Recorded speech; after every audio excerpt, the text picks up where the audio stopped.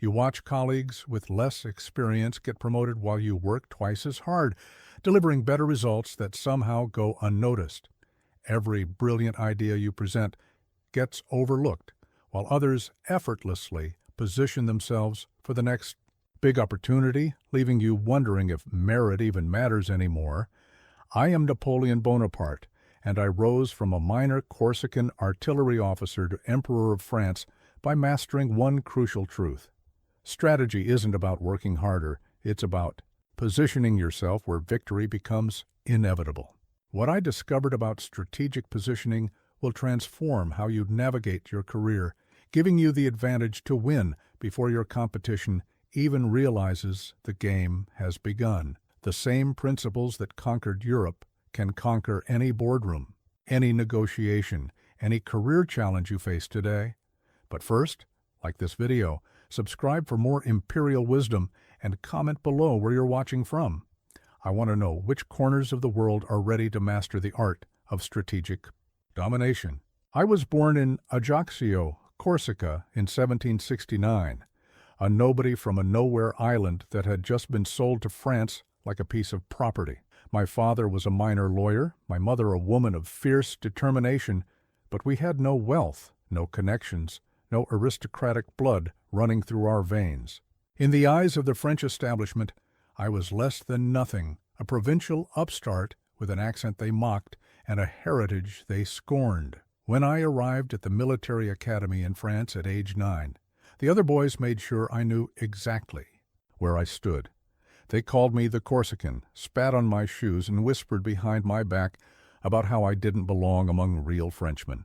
Every day was a battle for respect, every meal a reminder that I was the outsider looking in. While they spoke of their father's estates and family titles, I had only my burning ambition and an unshakable belief that greatness was my birthright. But here's what I learned in those humiliating early years. Your circumstances are not your destiny. The boys who tormented me had been handed everything on silver platters, yet they lacked the hunger that comes from having nothing to lose. They were comfortable, complacent, satisfied with their inherited positions. I was starving for something more, and that hunger became my greatest strategic advantage. You see, when you start from the bottom, you develop skills that privilege never teaches. You learn to read people's true intentions because your survival depends on it. You discover how to turn disadvantages into weapons because you have no choice.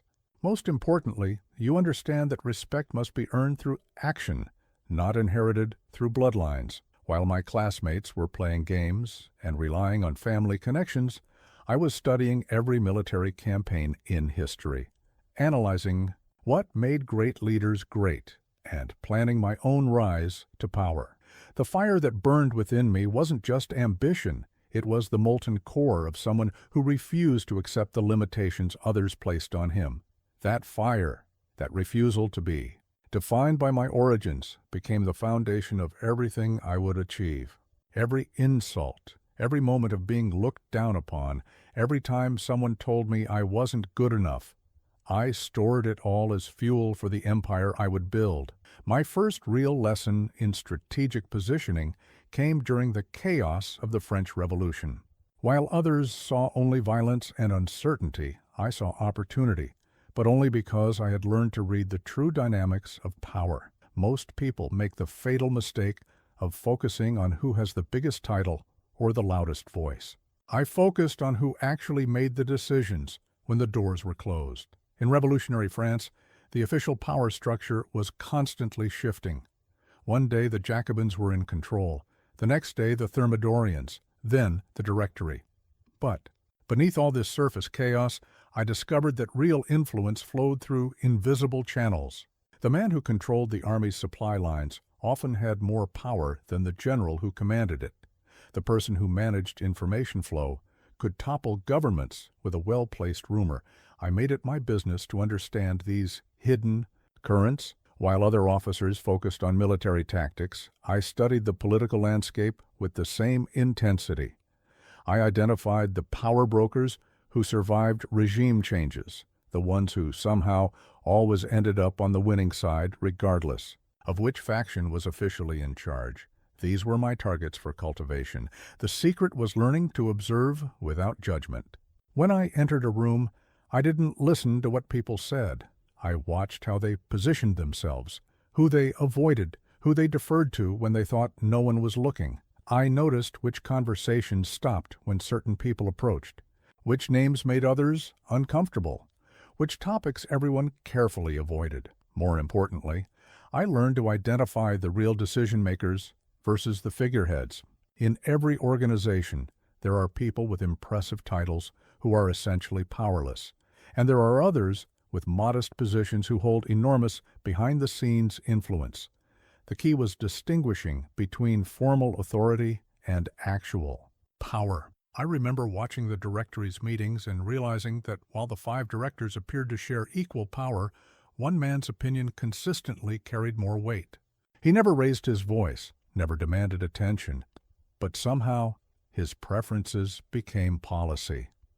That's when I understood that true power often operates through influence rather than authority. This insight transformed how I approached every relationship.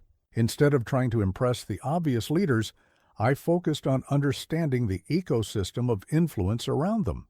Who did they trust? Who brought them information? Who could access them when others couldn't? These were the relationships that mattered, the ones that could accelerate or destroy a career. The most valuable skill I developed was the ability to make myself useful to these hidden power brokers without appearing threatening.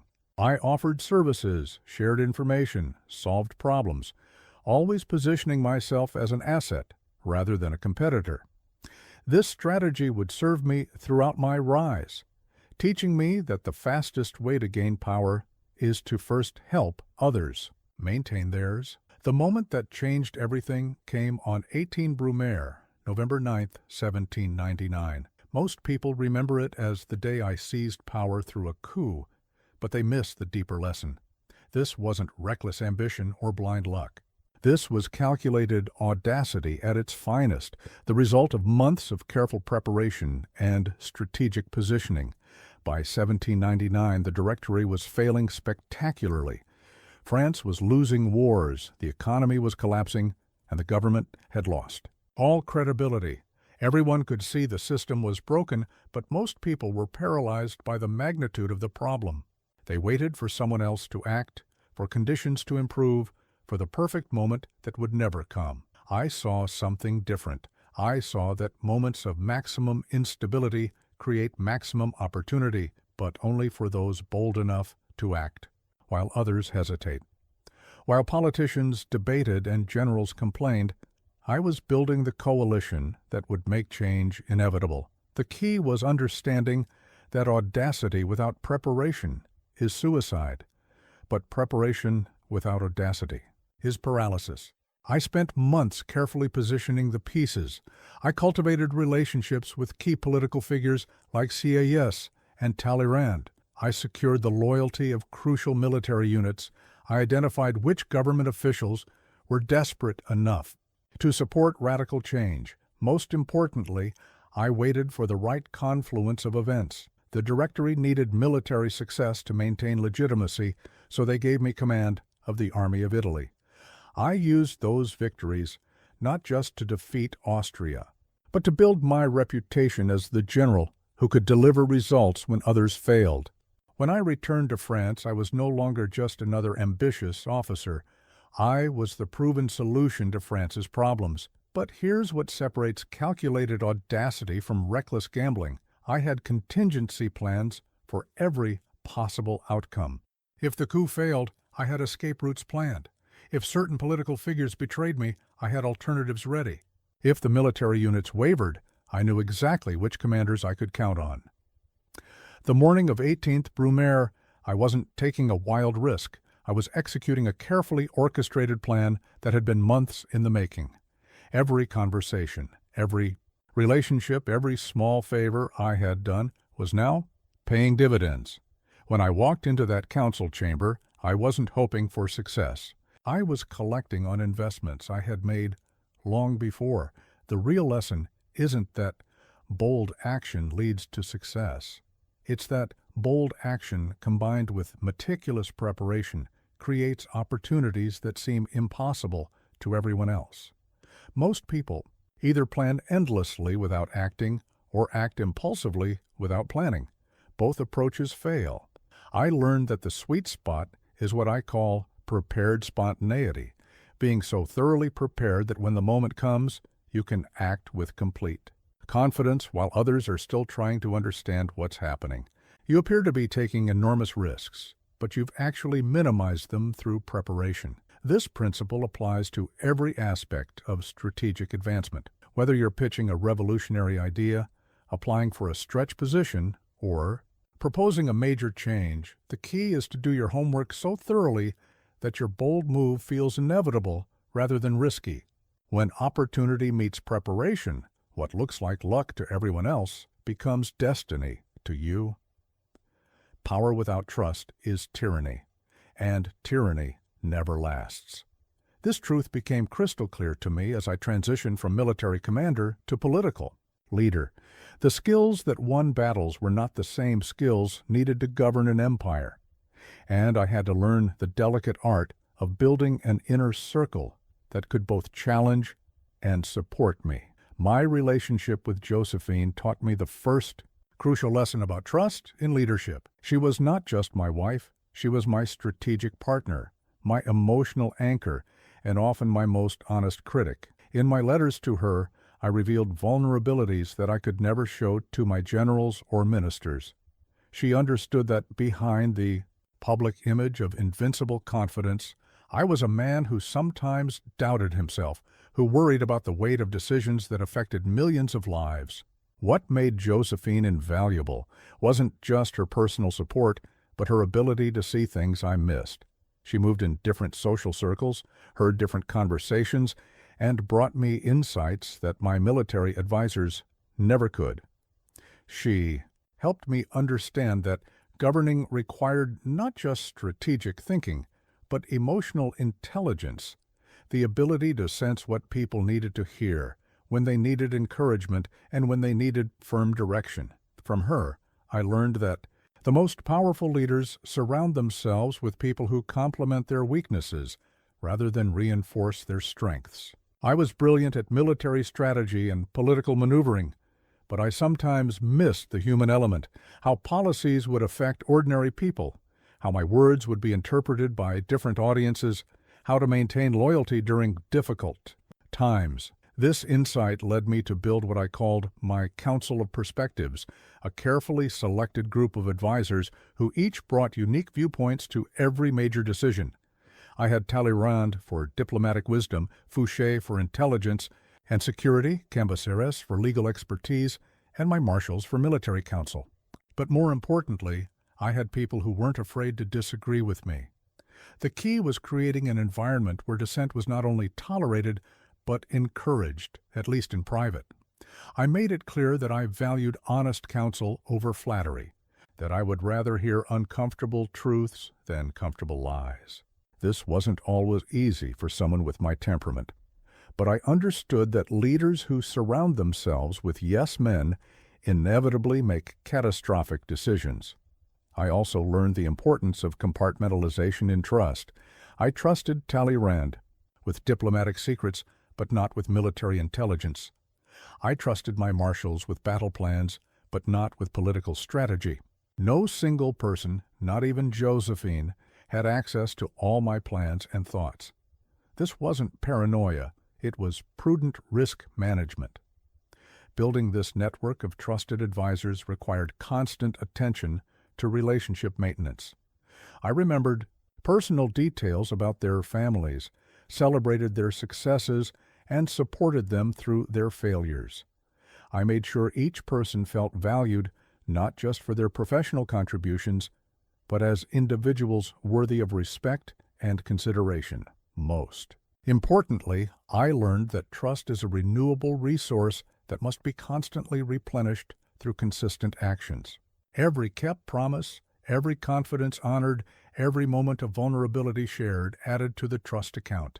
Every broken commitment, every betrayed secret, every moment of callous disregard withdrew from it. The inner council I built became my greatest strategic asset, a network of relationships that multiplied my capabilities and extended my reach far beyond what any individual could achieve alone.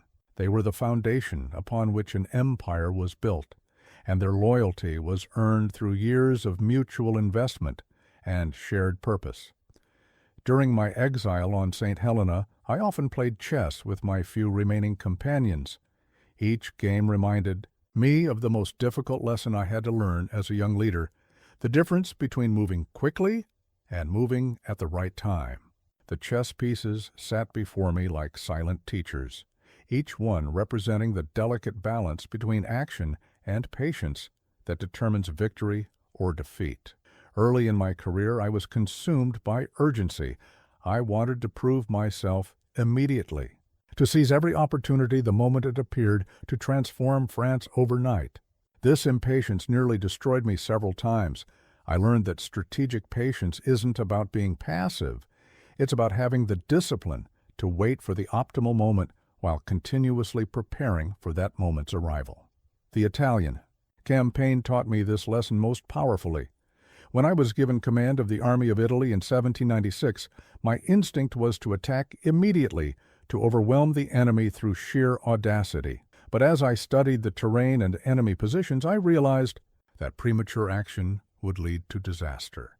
The Austrian and Piedmontese forces were well positioned and expecting exactly the kind of frontal assault that my temperament demanded. Instead, I forced myself to wait. For weeks, I studied every valley, every mountain pass, every supply route. I analyzed the enemy commanders' previous battles, understanding their tendencies and weaknesses. I observed the morale of their troops, the reliability of their supply lines, the political pressures they faced from their capitals. Most importantly, I prepared my own forces during this waiting period. I didn't just sit idle while planning. I used the time to train my troops, secure better equipment, and build the relationships with my officers that would prove crucial in battle. When I finally moved, it wasn't a desperate gamble, but a calculated strike at precisely the right moment. The key insight was learning to distinguish between opportunity and mere possibility.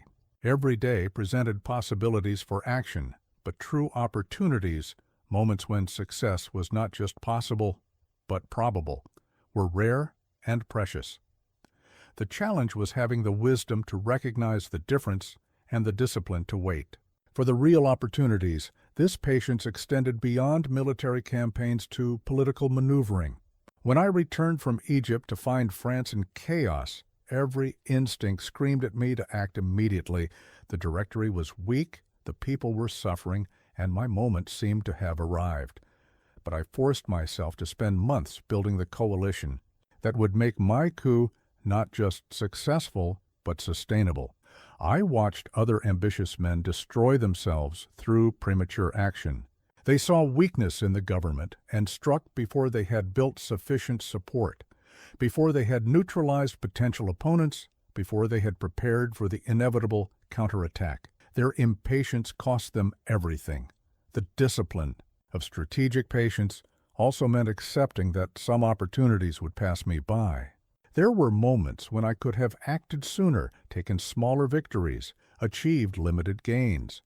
But I had learned that settling for small wins often prevents you from achieving great ones. Sometimes the greatest strategic move is the one you don't make. During those long nights studying maps and battle plans, I developed what I called temporal strategy, the art of operating across multiple time horizons simultaneously.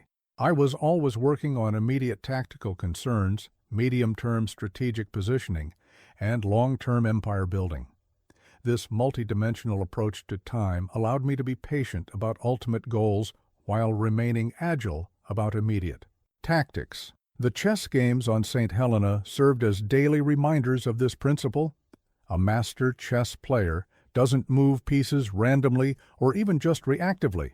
They develop a position patiently, sometimes sacrificing immediate advantages for long-term strategic superiority. They understand that the most powerful moves often require several turns of preparation. Knowledge is power, but the right knowledge at the right time is empire. Long before I conquered Europe, I conquered information itself, building intelligence. Networks that gave me advantages my enemies couldn't comprehend. They fought with swords and cannons. I fought with maps, reports, and secrets that arrived on my desk before my opponents even knew they existed. My intelligence system wasn't born from paranoia. It was born from necessity. During my early campaigns, I realized that traditional military thinking focused too heavily on troop movements and battlefield tactics. But wars were won or lost based on information. Knowing where the enemy would strike before they struck, understanding their supply limitations before they did, recognizing their political pressures before they affected battlefield decisions. I began building my network during the Italian campaigns, starting with something as simple as paying local merchants for information about Austrian troop movements.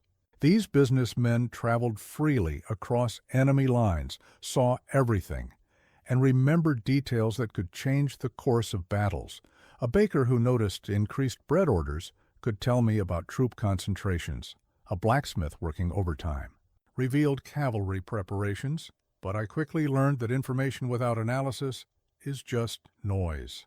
Raw intelligence means nothing unless you can process it, verify it, and act on it faster than your opponents. I developed a system where every piece of information was cross-referenced with at least 2 other sources before I considered it reliable. I learned to distinguish between what people thought they saw, what they hoped they saw, and what actually happened. The breakthrough came when I realized that the most valuable intelligence wasn't about enemy capabilities, it was about enemy intentions and decision-making processes. Anyone could count troops and cannons, but understanding how enemy commanders thought, what pressures they faced from their governments, what personal rivalries affected their choices. This was the intelligence that won campaigns. I made it my business to study every opposing general's previous battles, their strategic preferences, their personal weaknesses. When I faced Archduke Charles, I knew he was cautious by nature and would retreat rather than risk total defeat. When I confronted the Prussians, I understood their rigid adherence to outdated tactical doctrines. This psychological intelligence proved more valuable than knowing their exact troop numbers. My agents weren't just spies, they were analysts embedded in enemy territories. I had diplomats who reported on political tensions, merchants who tracked economic pressures, even servants in enemy headquarters who understood the moods and conflicts. Among opposing commanders, each provided a different angle on the same strategic picture. The intelligence advantage extended far beyond military campaigns. In political maneuvering, I needed to know which ministers were plotting against each other, which foreign ambassadors were offering secret deals, which generals were growing restless with their assignments. Information became my early warning system for threats and my targeting system for opportunities. I learned to manage information flow as carefully as I managed troop movements. Some intelligence was shared widely to build confidence and morale. Other information was restricted to my inner circle to maintain strategic advantages. The most sensitive intelligence was compartmentalized so that no single person outside my immediate staff could compromise entire operations. Perhaps most importantly, I mastered the art of disinformation, ensuring that my enemies received the intelligence I wanted them to have.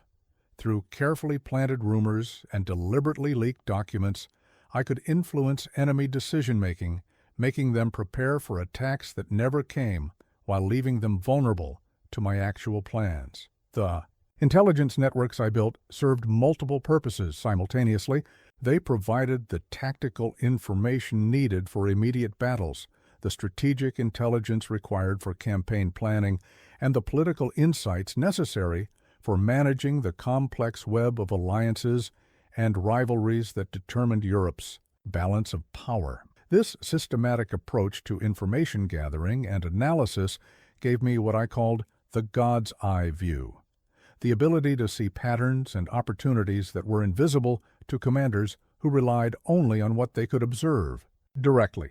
While my enemies fought blind, I fought with perfect vision, and that advantage proved decisive in battle after battle. When I first addressed the Army of Italy in 1796, I faced 30,000 demoralized soldiers who hadn't been paid in months, whose equipment was falling apart, and whose faith in French leadership had been shattered by a series of incompetent commanders.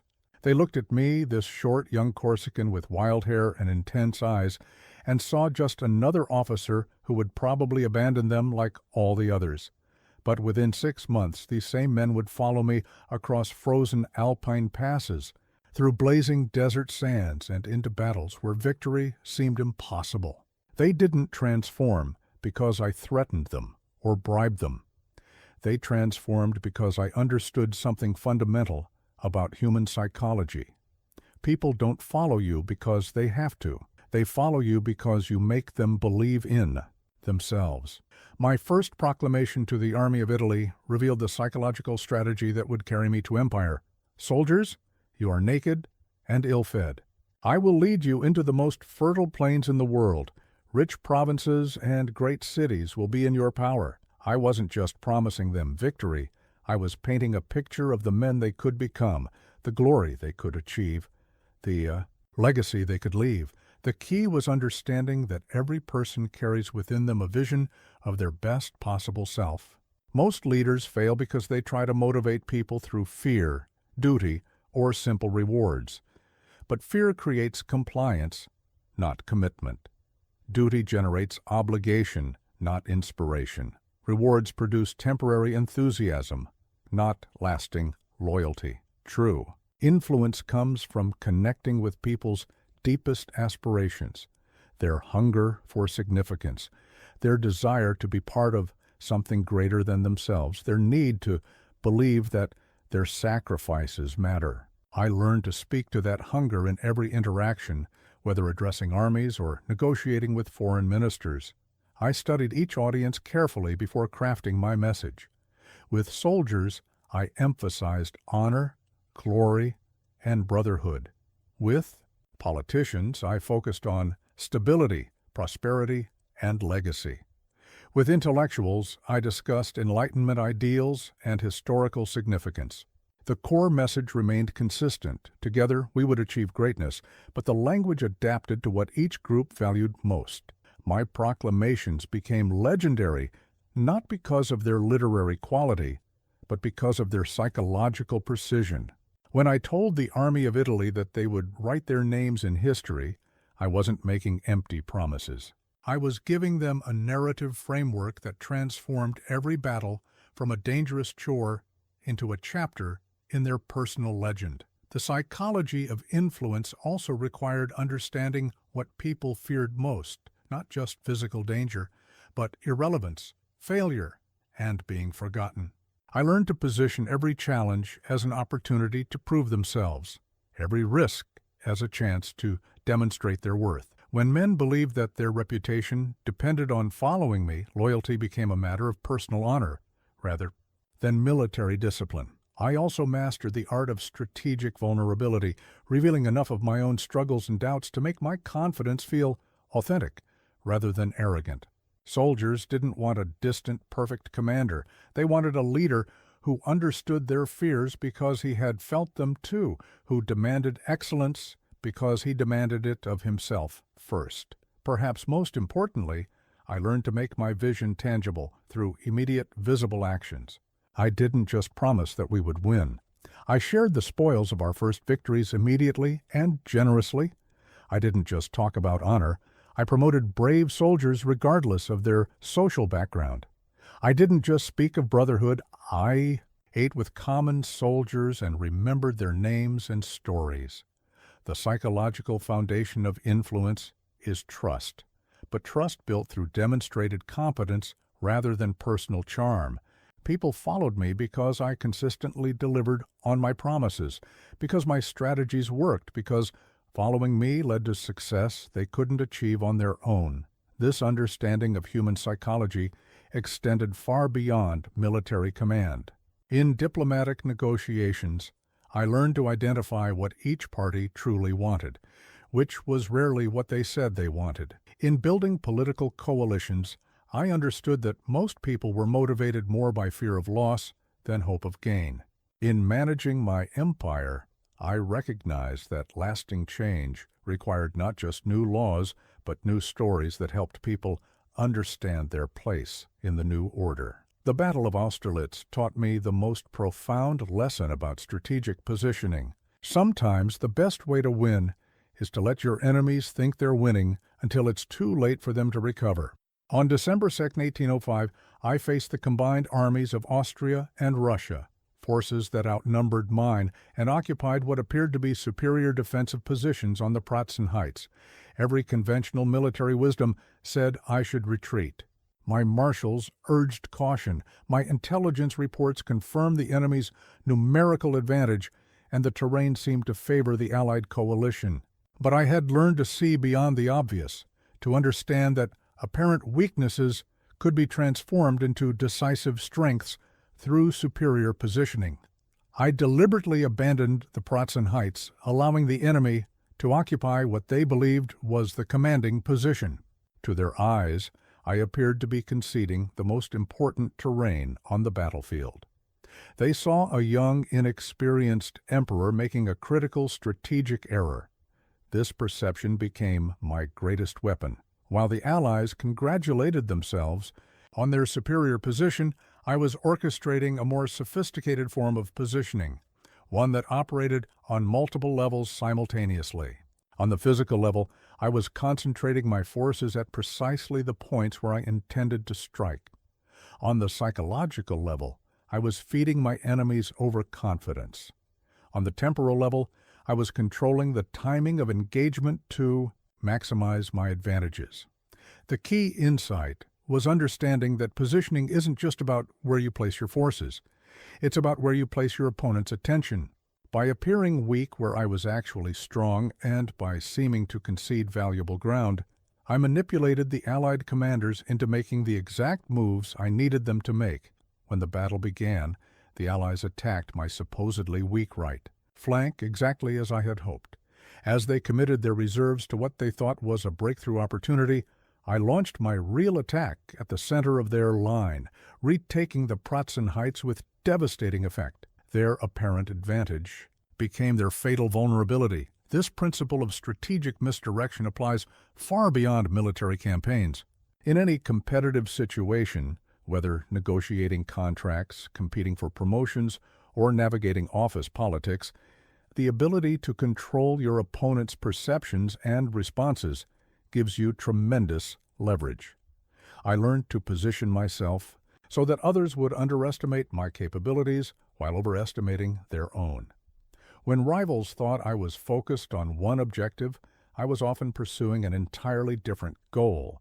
When they believed they had me cornered, I had usually orchestrated the situation to create new opportunities. The art of strategic positioning also requires understanding the difference between tactical retreat and strategic repositioning. At Austerlitz, abandoning the heights appeared to be a retreat, but it was actually a repositioning that improved my overall strategic situation. Learning when to give ground to gain advantage is one of the most difficult skills in any competitive environment. I discovered that most people fight for the wrong positions. They focus on defending territory or status that has symbolic value but little strategic importance. Meanwhile, they neglect the positions that would actually give them decisive advantages. True strategic thinking requires the discipline to abandon low-value positions in order to secure high-value ones. Perhaps most importantly, I learned that positioning is dynamic, not static. The best position for the beginning of a conflict is rarely the best position for the middle or end. Successful positioning requires constant adjustment based on changing circumstances, new information, and evolving opponent strategies. The psychological dimension of positioning proved just as important as the physical dimension. By controlling how others perceived my intentions and capabilities, I could influence their decision-making processes. When opponents believed they understood my strategy, they became predictable. When they thought they had identified my weaknesses, they became vulnerable to counterattacks. Austerlitz demonstrated that superior positioning can overcome superior numbers, better equipment, and even favorable terrain. But it requires the patience to set up complex scenarios, the discipline to execute them precisely, and the confidence to commit fully to plans that may appear risky to outside observers. Creating the Code Napoleon was perhaps my greatest achievement, not because it conquered territories, but because it conquered time itself. Long after my armies were defeated and my empire dismantled, the legal principles I established continued to govern millions of people across continents. This taught me the difference between building power and building legacy. Power ends when you end, but systems outlast empires. When I became emperor, I faced a choice that every successful leader eventually confronts. I could focus on maximizing my personal influence and immediate control. Or I could build something larger than myself, institutions and principles that would continue advancing my vision long after I was gone. The empire mindset meant thinking beyond my own lifetime. The Code Napoleon emerged from this long-term perspective. Instead of simply issuing decrees that would die with me, I created a comprehensive legal framework that addressed fundamental questions about property rights, civil liberties, and social organization. I wasn't just ruling France, I was programming the DNA of modern civilization. This systems thinking revolutionized how I approached every aspect of governance. Rather than micromanaging daily operations, I focused on creating frameworks that would produce the outcomes I wanted automatically. I established educational systems that would generate the skilled administrators my empire needed. I built economic policies that would create the prosperity required to fund long-term projects. I designed military institutions that could function effectively under future commanders. The empire mindset also required accepting that some of my most important work would be invisible to contemporary observers. While people focused on dramatic battles and political maneuvering, I was quietly building the infrastructure of lasting change.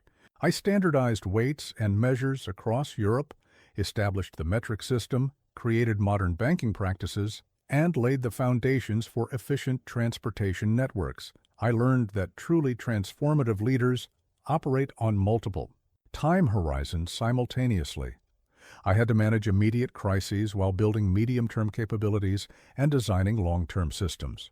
This required a kind of intellectual discipline that most leaders never develop, the ability to invest energy and resources in projects that wouldn't pay dividends for decades.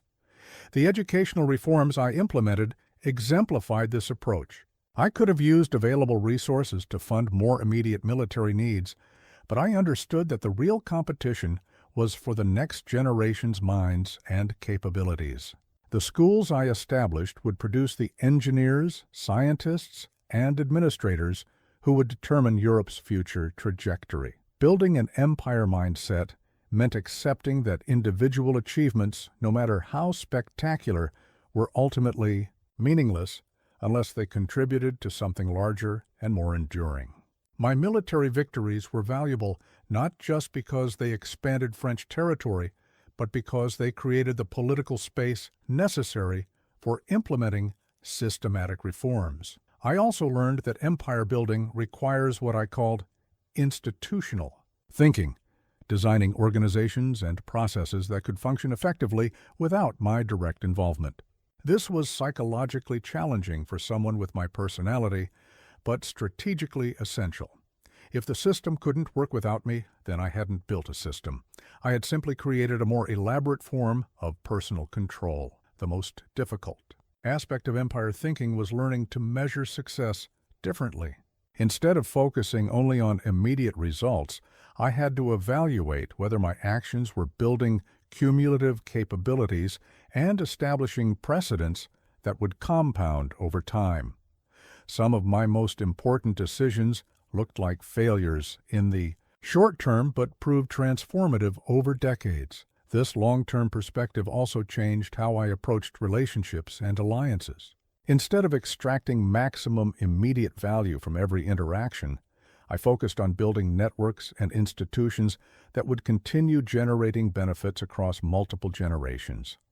The marshals I promoted, the administrators I trained, and the principles I established would influence European development long after my personal power ended. The empire mindset ultimately taught me that the highest form of strategic thinking involves creating systems that align individual incentives with collective progress. Rather than relying on force or charisma to achieve compliance, I designed frameworks where people would naturally make choices that advanced the larger vision.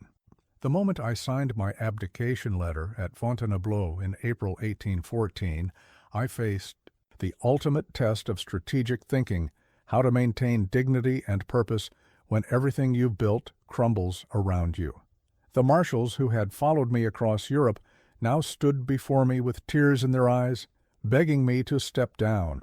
For the good of France, the empire I had spent 15 years building was dissolving like morning mist. But in that moment of ultimate defeat, I discovered something profound about the nature of setbacks. They reveal who you really are beneath all the external trappings of success. Strip away the titles, the armies, the palaces, and the ceremony. What remains is either hollow emptiness or unshakable core principles. The setback becomes a test of whether your identity was built on external achievements or internal convictions. I had always known that setbacks were inevitable in any ambitious endeavor. Military campaigns fail, political alliances collapse, economic crises emerge without warning. But understanding this intellectually and experiencing it emotionally are entirely different challenges. When you're building an empire, you can convince yourself that you're different, that you've somehow transcended the limitations that destroy other leaders. The Russian campaign had taught me the first bitter lesson about dealing with catastrophic failure. When I watched the Grande Armée, the most magnificent military force in European history, reduced to freezing, starving remnants struggling through the snow, I had to confront the reality that even the best strategies can be overwhelmed by circumstances beyond your control. The key insight came from understanding the difference between tactical setbacks and strategic defeats. Losing a battle, even a major one, doesn't necessarily compromise your overall position if you can learn from the failure and adapt your approach. But fundamental strategic errors, misreading the political landscape, underestimating opponent capabilities, or overextending your resources, can be catastrophic.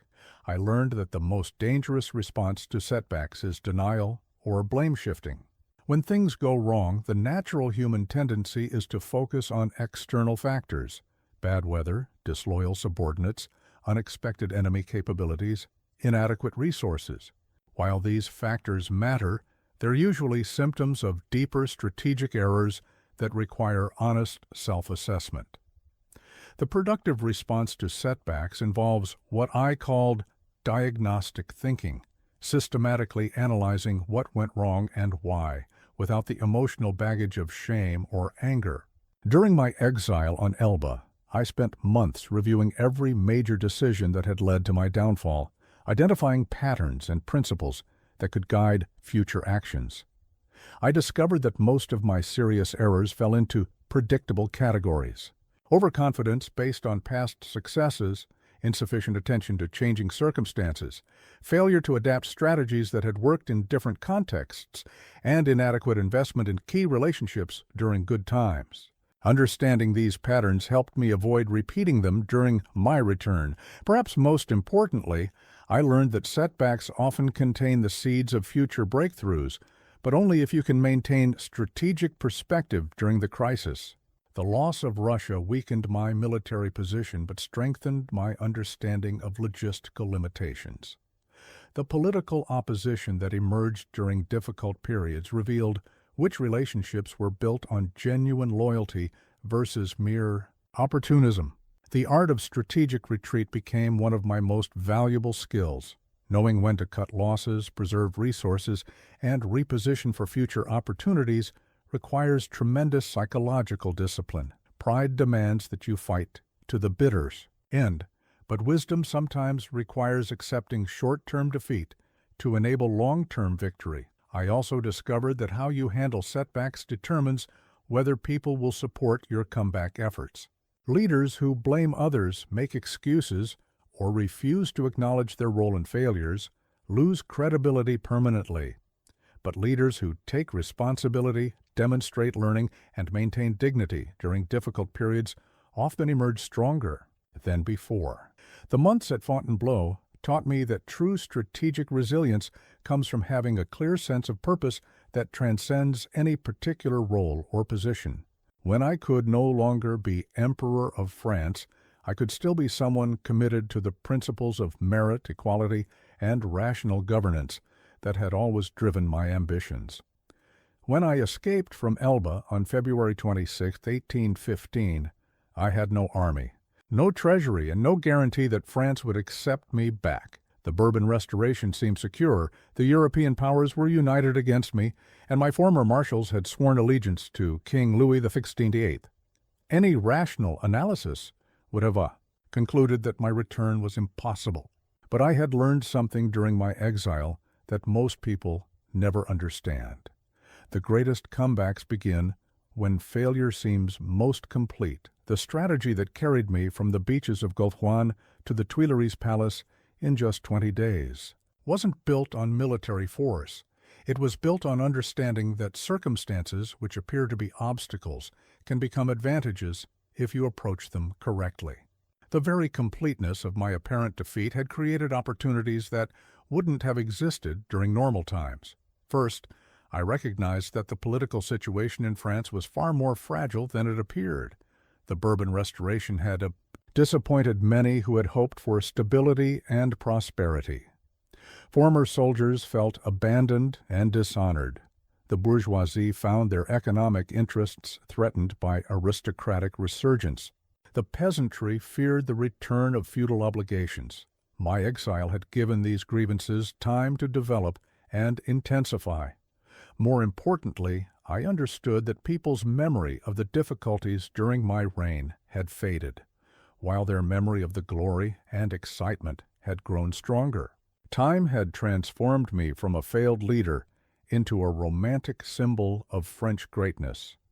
This psychological shift created an opening that wouldn't have existed immediately after my abdication. The key to my comeback strategy was what I called progressive legitimacy, rebuilding credibility and support gradually, one group at a time, rather than trying to reclaim everything at once. I started with the soldiers because I understood their loyalty and grievances most deeply. When the 5th Regiment was sent to arrest me near Grenoble, I walked directly toward them, opened my coat, and said, "If there is one among you who wants to kill his emperor, here I am." That moment revealed the essential principle of comeback strategy. You must be willing to stake everything on your core beliefs and relationships. Half measures and cautious approaches fail because they signal doubt about your own worthiness to return. People only follow leaders who demonstrate absolute confidence in their cause. As regiment after regiment joined me during the march to Paris, I was actually implementing a carefully planned sequence of relationship activations. I had spent my time on Elba not just brooding about past failures, but analyzing which of my former supporters could be approached, in what order, and with what messages. Each successful conversion made the next one easier and more likely. The genius of the strategy was recognizing that my greatest weakness, the fact that I was operating outside the established legal order, could become my greatest strength. People who were dissatisfied with the current system, but felt powerless to change it, suddenly had a vehicle for expressing their discontent. I became the focal point for all the accumulated frustrations with Bourbon rule. I also understood that timing was crucial. I had to move quickly enough to maintain momentum, but carefully enough to avoid triggering the massive military response that the Allied powers could have mounted. The 100 days weren't just about reclaiming my throne, they were about proving that my ideas and leadership still had relevance in post-revolutionary Europe. Perhaps most importantly, I learned that successful comebacks require you to be better than you were before your setback. I couldn't simply return as the same leader who had failed in Russia and been defeated by the coalition. I had to demonstrate that I had learned from my mistakes, adapted my approach, and developed new capabilities. During my time away, the comeback strategy also required accepting that success might look different from what I had achieved before. I was no longer trying to conquer all of Europe. I was trying to establish a stable, progressive France that could coexist with other European powers. This more modest but sustainable vision appealed to people who had grown weary of constant warfare. The ultimate lesson of my return from Elba was that comebacks are possible when you understand that setbacks often clear away the accumulated debris of past successes, creating space for new approaches and relationships. What seems like complete defeat can actually be the beginning of your most important chapter, but only if you have the courage to embrace change rather than simply trying to recreate what you had before. Nothing prepared me for the moment when Marshal Ney, the bravest of the brave, the man who had charged with me across a dozen battlefields, stood before King Louis XVI and promised to bring me back in an iron cage. 3 days later, that same man was weeping as he pledged his renewed loyalty to me. This betrayal of his betrayal taught me the most complex lesson about human nature.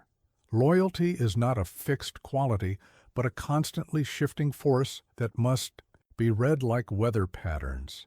Ney's conflicted allegiances revealed something profound about the loyalty landscape that most leaders never understand. People don't simply choose sides and stick with them forever. Their loyalties flow like rivers, following the path of least resistance through terrain shaped by self-interest, genuine affection, fear, hope, and a dozen other factors that change constantly. During my first exile, I had assumed that the bonds forged through shared danger and victory would hold regardless of circumstances. I believed that men who had followed me through the snows of Russia and the heat of Egypt would remain loyal simply because of what we had endured together. This naive view of loyalty nearly cost me everything during my return from Elba. I learned that loyalty operates on multiple levels simultaneously. There's personal loyalty based on relationship and respect, professional loyalty based on career advancement and security, ideological loyalty based on shared values and vision, and practical loyalty based on immediate circumstances and incentives. Most people experience conflicts between these different types of loyalty, and the dominant factor changes based on circumstances. Ney's case illustrated this perfectly. His personal loyalty to me was genuine. We had shared dangers that create unbreakable bonds, but his professional loyalty belonged to whoever could ensure his continued prominence in the French military hierarchy. His ideological loyalty was torn between revolutionary principles that I represented and monarchist traditions that the Bourbons embodied. His practical loyalty followed his assessment of who was most likely to prevail. Understanding this complexity taught me to evaluate loyalty more systematically. Instead of simply trusting people based on past behavior, I learned to analyze the various forces acting on each person and predict how those forces might shift under different circumstances. This wasn't cynicism, it was strategic realism about human nature. I developed what I called loyalty mapping, systematically assessing each important relationship across multiple dimensions. I considered what each person had to gain or lose from supporting me, what pressures they faced from family or peers, what their deepest values and fears were, and how changes in circumstances might affect their calculations. This analysis revealed that the most reliable loyalty comes from people whose interests align with yours across multiple dimensions. If someone benefits from your success professionally, believes in your vision ideologically, respects you personally, and sees practical advantages to your leadership, they're likely to remain loyal even when circumstances become difficult. Conversely, loyalty based on only one factor, even intense personal affection, becomes vulnerable when other factors shift. I learned to be particularly cautious about people whose loyalty was based primarily on fear or immediate material benefits, because these foundations could erode quickly when circumstances changed. The loyalty landscape also taught me about the psychology of betrayal. People who switch sides often experience intense internal conflict, which they resolve by convincing themselves that their former leader has changed or failed them in some fundamental way. This psychological process means that former allies can become the most bitter enemies because they need to justify their decisions to themselves. I also discovered that managing loyalty requires constant attention and investment. Relationships that seem solid can deteriorate rapidly if they're neglected.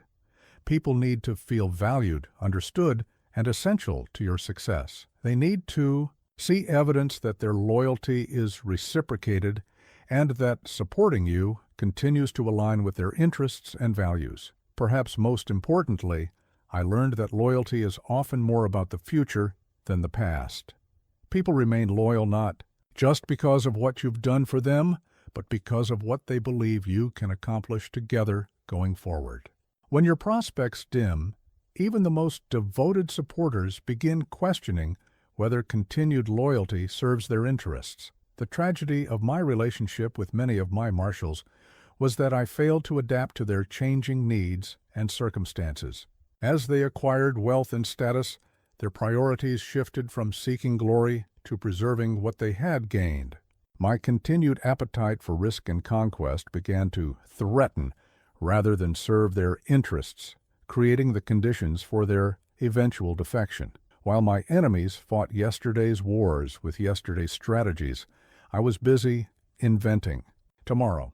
The metric system, the modern professional army, centralized administration, merit-based promotion, public education, civil engineering projects. These innovations gave me advantages that couldn't be countered simply by deploying more troops or forming new alliances. True strategic dominance comes not from playing the existing game better, but from changing the rules of the game itself. The insight came to me early. Every established system contains inefficiencies and assumptions that can be exploited by someone willing to think differently.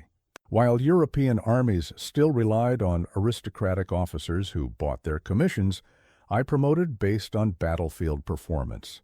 While other nations clung to local customs and measurements that impeded trade and communication, I standardized everything. While traditional governments operated through complex bureaucratic hierarchies, I streamlined decision-making processes. My approach to military innovation exemplified this principle.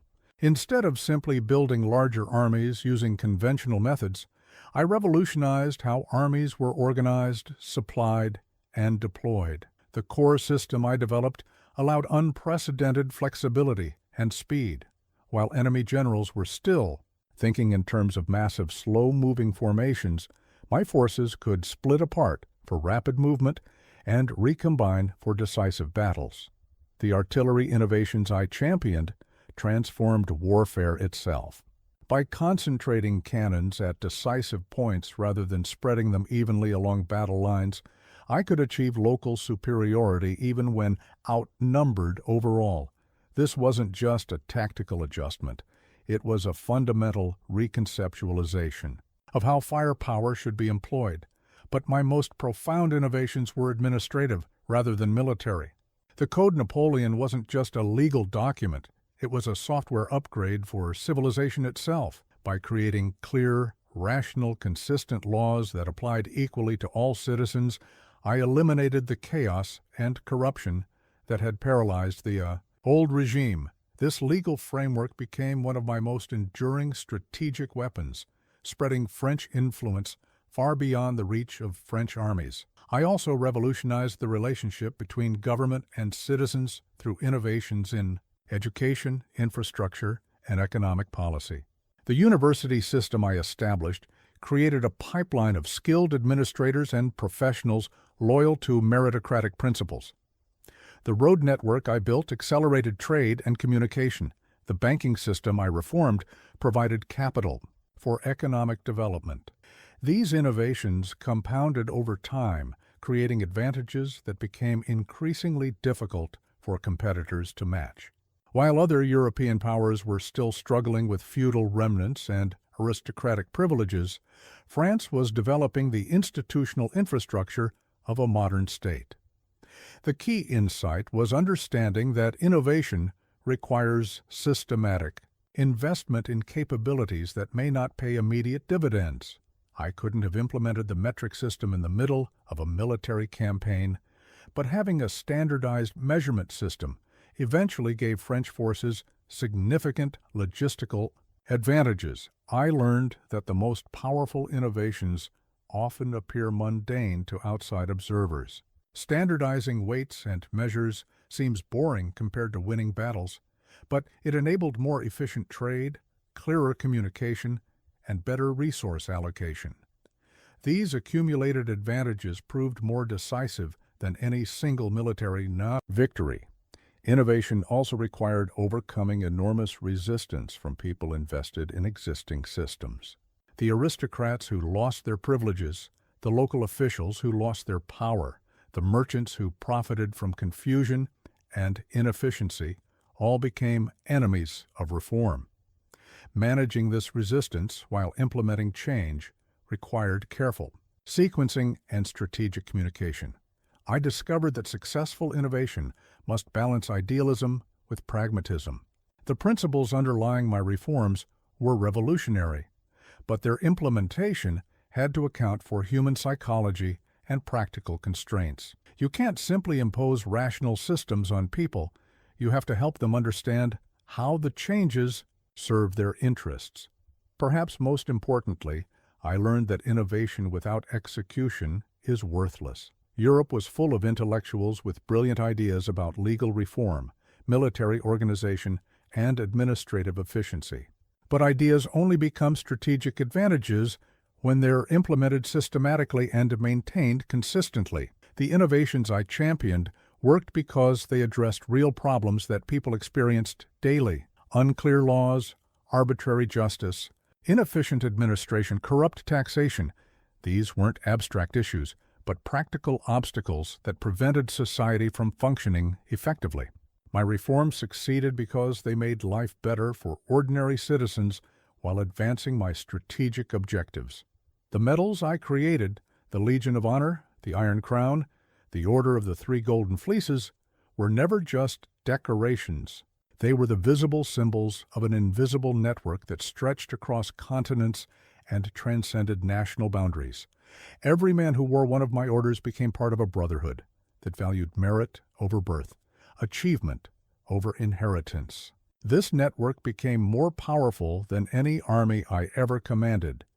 Building this network required understanding something fundamental about human psychology: people's need to belong to something larger and more significant than themselves.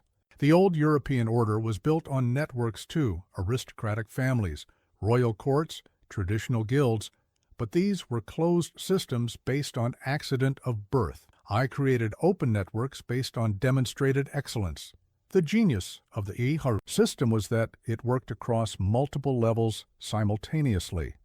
At the personal level, receiving recognition satisfied individuals' need for validation and status. At the professional level, it created bonds between people who might otherwise have been competitors or strangers. At the strategic level, it gave me influence over key decision-makers throughout Europe long after my armies had withdrawn.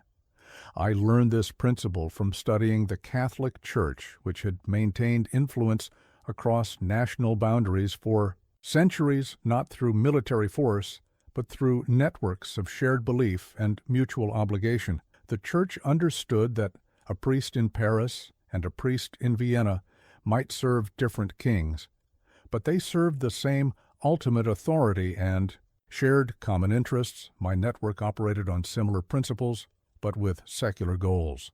A general who had received the Legion of Honor and a diplomat who wore the Iron Crown shared certain values and loyalties that transcended their immediate political circumstances. They understood that their advancement had come through merit rather than privilege, and they remained connected to the system that had recognized their worth. The network effect multiplied my influence exponentially. Instead of trying to personally manage every relationship and monitor every development, I could rely on network members to provide information, influence decisions, and advance my interests in situations where direct intervention would have been impossible or counterproductive. Building the network required careful attention to both inclusion and exclusion. The awards had to be selective enough to maintain their prestige and meaning, but inclusive enough to create a substantial community of stakeholders. I learned to balance rewarding exceptional achievement with recognizing solid performance, ensuring that the network included both superstars and reliable professionals. I also discovered that networks require constant maintenance and periodic renewal. People's circumstances change, their priorities shift, and their loyalty can fade if they feel neglected or taken for granted. I made sure that network members continued to receive recognition, opportunities, and access throughout their careers. The most powerful aspect of the network was how it facilitated collaboration between people who might otherwise have been rivals. When officers from different armies or administrators from different provinces shared membership in the same order, they had a foundation for trust and cooperation that could overcome traditional barriers. Perhaps most importantly, the network created a feedback loop that continuously strengthened my position. Network members had incentives to recruit other capable people, because the overall strength and prestige of the network enhanced their own status. This meant that the system grew and improved itself without requiring constant direct management from me. The network also served as an early warning system for problems and opportunities throughout my sphere of influence. Members who traveled widely, held important positions, or had access to sensitive information naturally shared what they learned with others in the network, creating an intelligence web that complemented my formal spy networks. I learned that the most enduring networks are built around shared values and mutual benefit rather than personal loyalty to a single leader. While many members genuinely respected and admired me, their primary allegiance was to the meritocratic principles that the network represented. This made the system more stable and sustainable than networks based purely on personal relationships. The network effect taught me that true strategic power comes from creating systems that serve other people's interests while advancing your own. Instead of demanding loyalty or extracting value from relationships, I focused on creating frameworks where helping me succeed also helped others achieve their goals. This alignment of interests proved far more durable than relationships based on fear or obligation. The Bulletin de la Grande Armée was my secret weapon in a war most people didn't even realize was being fought, the battle for public opinion. While my enemies focused on military campaigns and diplomatic maneuvering, I was waging a systematic campaign to control how events were understood, interpreted, and remembered. I learned that in politics and warfare, perception often matters more than reality, and whoever controls the narrative controls the outcome. Traditional military thinking focused on winning battles and capturing territory, but I understood that modern conflicts are ultimately won or lost in the minds of people who never see a battlefield. Public opinion determines whether governments can sustain war efforts, whether populations support their leaders, and whether victories translate into lasting political gains. The Bulletin became my primary tool for strategic communication because it allowed me to frame events before my enemies could respond. When we suffered setbacks, I acknowledged them while emphasizing the larger strategic context that made them temporary and manageable. When we achieved victories, I highlighted their significance while maintaining credibility through accurate reporting of facts. The key was understanding the difference between propaganda and strategic communication. Propaganda tries to convince people of things that aren't true, which ultimately destroys credibility when reality becomes apparent. Strategic communication presents true facts within frameworks that support your objectives, building trust while advancing your agenda. I learned to tailor messages for different audiences simultaneously. The same event might be described differently for soldiers, civilians, foreign governments, and enemy populations. Not because I was lying to any group, but because different audiences needed different information to understand how events affected their interests. For soldiers, I emphasized honor, brotherhood, and shared sacrifice. They needed to believe that their efforts mattered, that their leaders understood their hardships, and that victory was achievable through continued commitment. For civilians, I focused on security, prosperity, and national pride. They needed to see that military campaigns served their long-term interests. For foreign audiences, I communicated strength and reasonableness simultaneously. Potential enemies needed to understand that opposing France would be costly, while potential allies needed to see that supporting France would be beneficial. This delicate balance required constant adjustment based on changing circumstances. Perhaps most importantly, I mastered the art of controlling timing in communication. Bad news delivered at the right moment, with proper context and clear next steps, could actually strengthen confidence. Good news released strategically could maximize political benefits and maintain momentum during difficult periods. I also learned that effective strategic communication requires consistency across all channels and spokespeople. Mixed messages or contradictory statements from different sources destroy credibility faster than honest acknowledgement of problems. Everyone speaking for my administration had to understand the core narrative and their role in reinforcing it. The most sophisticated aspect of my communication strategy was using it to influence enemy decision-making. By carefully controlling what information reached opposing commanders and how it was presented, I could sometimes manipulate their strategic choices. An enemy who believed I was weaker than I actually was might attack prematurely. An opponent who thought I was stronger might retreat unnecessarily. Strategic communication also required understanding how information flows through different networks and communities. The message that convinced Parisian intellectuals might alienate rural farmers. What motivated French patriots might anger German administrators. Effective communication meant crafting multiple messages that reinforced the same strategic objectives while appealing to different audiences. I discovered that authenticity was crucial for long-term credibility. While I could frame events strategically, I couldn't afford to be caught in outright deceptions. People forgive leaders for being selective with information, but they never forgive them for deliberately spreading falsehoods. The ultimate lesson of strategic communication was that it must be integrated with actual performance, not used as a substitute for it. No amount of skillful messaging could overcome fundamental strategic failures or systematic incompetence. Communication amplifies and directs the impact of your actions, but it cannot create success where none exists. Most importantly, I learned that strategic communication is not just about convincing others, it's about creating shared understanding that enables coordinated action. When everyone understands the mission, the strategy, and their role in achieving success, communication becomes a force multiplier that dramatically increases organizational effectiveness.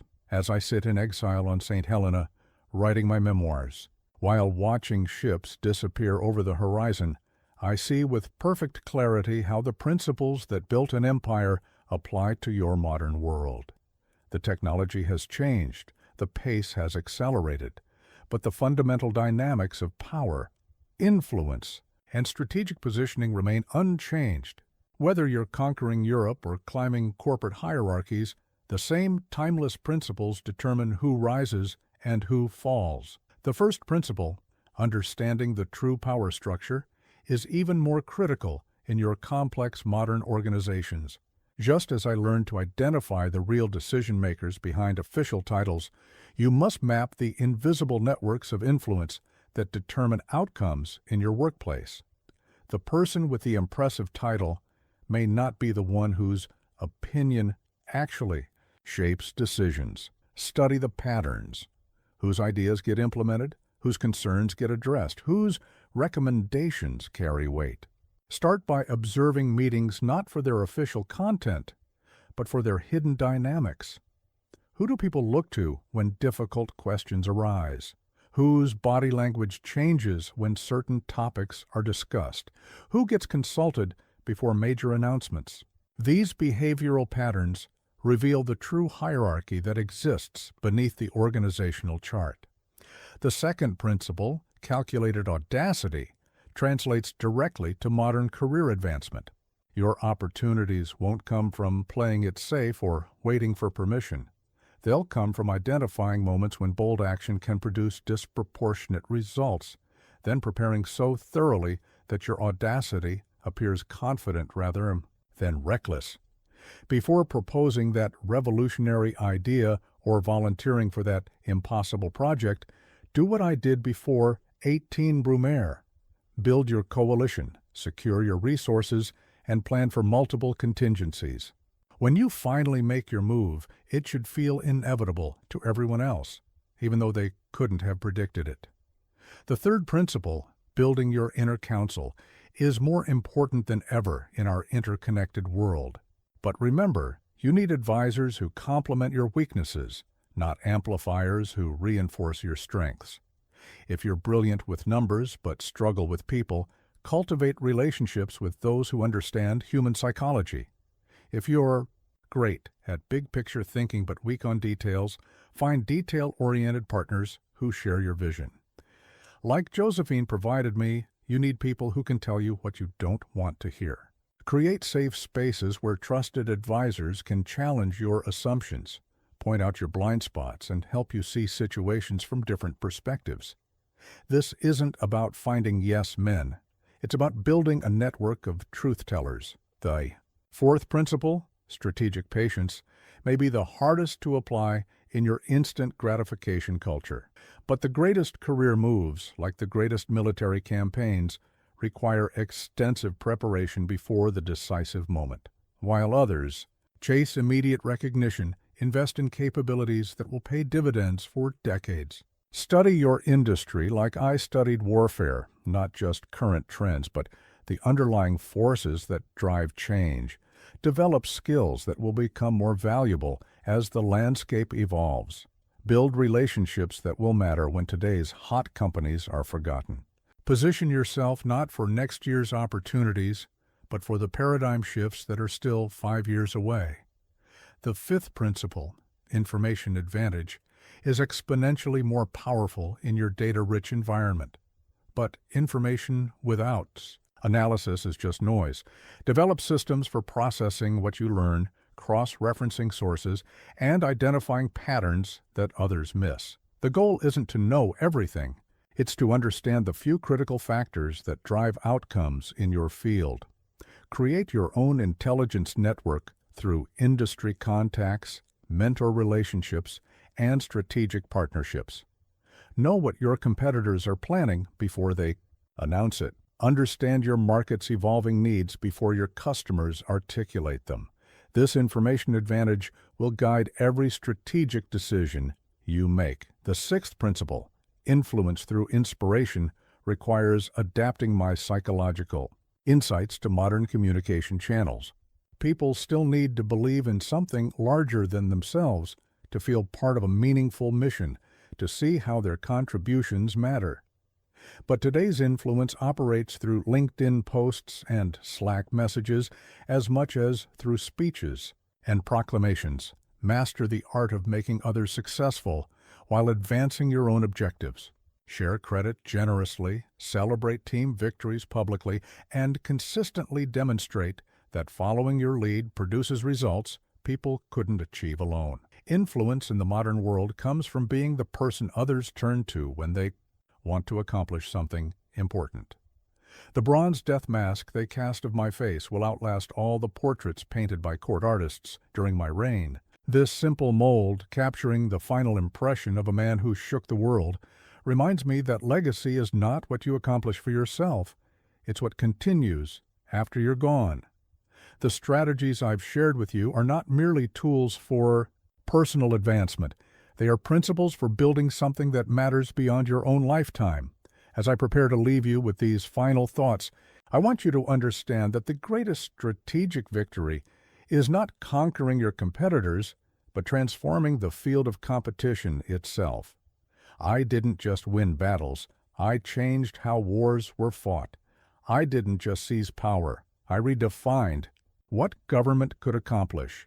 The principles you apply in your career should aim not just at personal success, but at making your organization, your industry, your community better than you found it.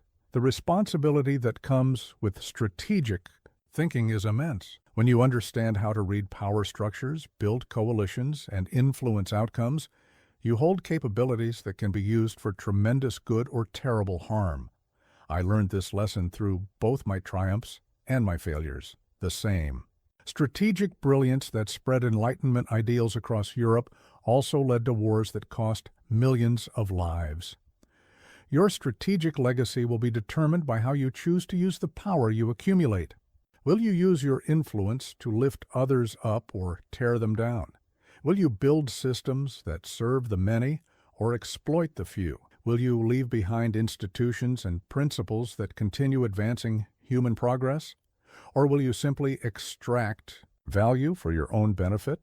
I urge you to think beyond the immediate rewards of strategic success. Yes, these principles will help you advance your career, increase your income, and expand your influence. But their deeper purpose is to help you become someone who makes a meaningful difference in the world. Use your growing power to solve problems that matter, to create opportunities for others, to build systems that work better than what existed before. Remember that true strategic mastery involves playing a longer game than most people imagine. The victories that matter most are not the ones announced in quarterly reports or annual reviews, but the ones that compound over decades and generations. Focus on building capabilities that will serve you throughout your entire career, relationships that will enrich your whole life, and contributions that will outlast your individual participation. As you apply these strategies, never lose sight of the human element that makes all strategy meaningful. Behind every organizational chart is a collection of individuals with hopes, fears, dreams, and needs. The most powerful strategic insights come from understanding and serving these human realities, not from treating people as mere pieces on a chessboard. Take from my experience what serves your noble purposes, but learn from my mistakes as well. Avoid the trap of believing that strategic brilliance makes you infallible. Stay connected to trusted advisors who will keep you grounded. Remember that the principles that bring you success can become the weaknesses that cause your downfall, if you apply them rigidly or arrogantly. Most importantly, remember that strategy without character is ultimately self-defeating. You can manipulate your way to temporary victories, but lasting success requires earning the respect and trust of others through consistent integrity and genuine care for their well-being. The leaders who are remembered positively are those who use their strategic capabilities in service of principles and people larger than themselves. I leave you with this final counsel. The strategies I've shared are tools, not destinations. They will help you climb higher, see further, and accomplish more than you thought possible. But what you do with the summit once you reach it, that will determine whether your life was a strategic masterpiece or merely a collection of tactical victories. Your strategy defines your destiny, but your character defines your legacy. Use both wisely, and perhaps someday someone will study your life for the lessons it contains about building something that truly matters. The world needs more strategic thinkers who remember that the highest purpose of power is to serve something greater than power itself. Now go. Your empire awaits,